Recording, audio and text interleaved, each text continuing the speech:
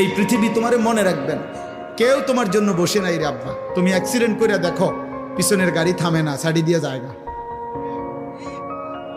কত সিএনজি প্রতিদিন অ্যাক্সিডেন্ট হয় না, কত গাড়ি, কত মানুষের লাশ পড়ে থাকে, কত মানুষ আহত হয়ে পড়ে থাকে।